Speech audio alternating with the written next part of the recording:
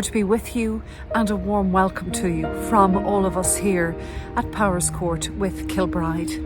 It's Sunday the 2nd of July, and there was no online service last week because myself and Ed had the pleasure of going to spend a very quiet and restful week in the west of Ireland in Westport, and a little bit more about that later on in our short online service here. But we draw together today, as we always do, to spend that moment, that little pocket of time with God, to step out of our busy lives. And so, as always, as our time together begins, we pause in prayer.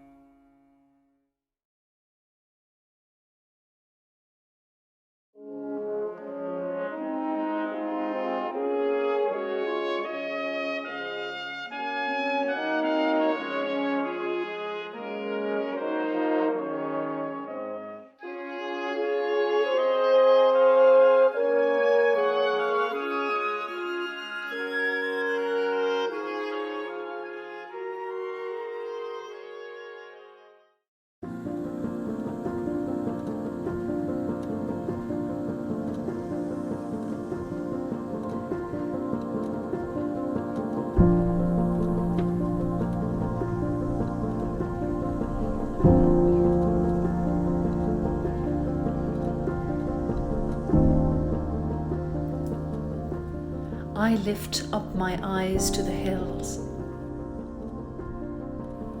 From where will my help come?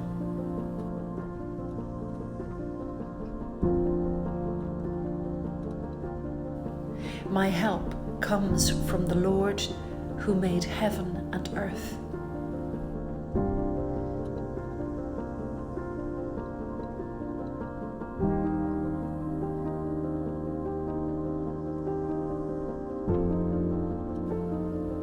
He will not let your foot be moved. He who keeps you will not slumber.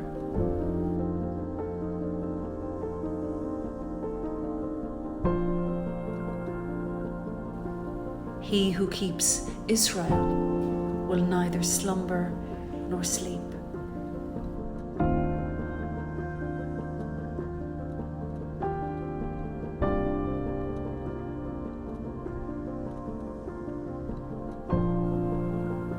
The Lord is your keeper. The Lord is your shade at your right hand.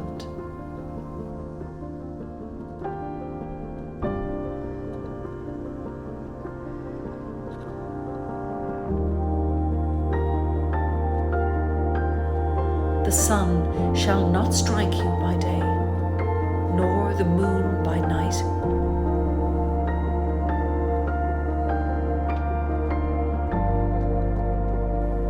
The Lord will keep you from all evil.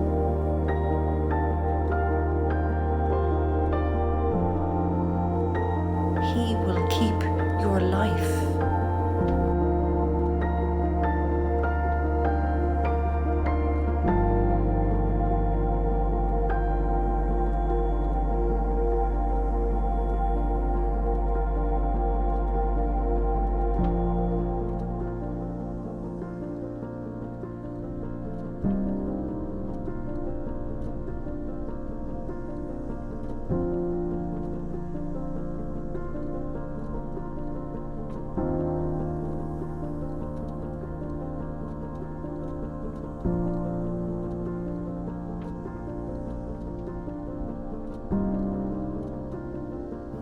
The Lord will keep your going out and your coming in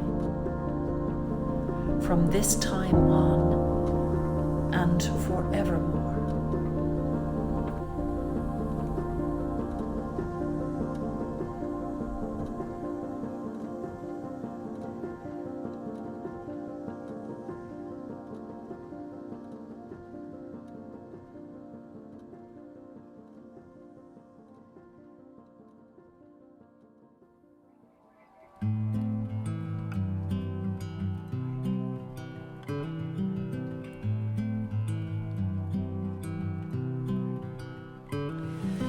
As I sit here in a rather high wind in Enniskerry this morning, I'm reminded of the magnificent week that we had last week and also the showers that come and go.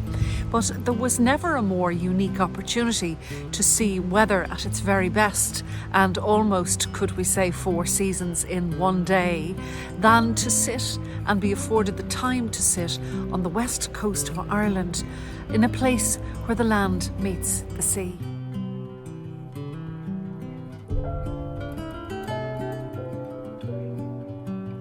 And so it was for Ed and I last week. There was no online because we were afforded the opportunity to draw away to rest in the west, in Westport. And there's something about sitting on the quays in Westport, watching the weather approach you, literally watching it approach, under the great shadow of Croagh Patrick. We spent most of the week by the water's edge, as close as we could get. We saw the tide come in and the tide retreat, and we watched with great fascination large lines of purple, black, grey, heavy-bellied clouds of a weather front coming from behind Croagh Patrick and then of course up over the mountain itself. That spectre of Croagh Patrick is almost like one of the pyramids. From our perspective on the Westport Quays, it seemed utterly, perfectly formed. And so we sat and got very good at predicting how long it would take for a weather front to reach us. And right enough, in 10 or 15 minutes or whatever we guessed, there would be a plop of rain on your page of your book and you'd run for cover. And then, of course, 10 or 15 minutes later, the sun would be out again, and it would be like as if the rain had never come at all. But just when I was becoming mildly conceited that I could forecast the weather down to the last minute, I suddenly began to think what it must be like to see all this from a different perspective. From the water's edge, from a distance, we had great warning and a wide vista to see what was coming. But from the top of the mountain, from the doorway of the church up there, it was a different scene. You could imagine that on a sunny day, this magnificent vista would be even more increased for those who had made the climb to stand and look outward. They could watch the western seaboard. They could see the ocean heading off for the rest of the world. But on a day when it was raining, on a day when the cloud cut the mountain in two, when you couldn't see arm's length in front of you, what would it feel like? Then I thought of the people who had made the climb rewarded by a vista, and the people who had made the climb on other days being rewarded with nothing but an absence of sight completely. It occurred to me that maybe those who needed that closeness of God in the cloud were afforded this even though they didn't feel that lucky. It would be a supreme experience. It reminds me of Moses on the mountaintop and the use of the imagery of cloud when it comes to the presence of the Almighty. And of course the transfiguration again with the cloud. Perhaps there's something very holy in that cloud on the top of that mountain and after that climb. And so I came away, sadly, to draw away from such a magnificent view, and sad to not be afforded the time to sit at such a leisurely pace and watch God's creation in such magnificence.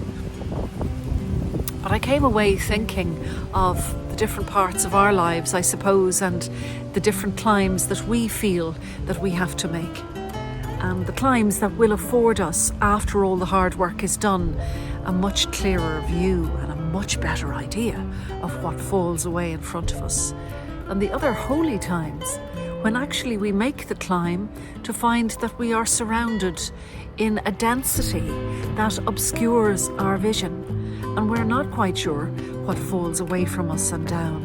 But we need to hold fast until the front passes and the sun comes out again to show us the brighter view.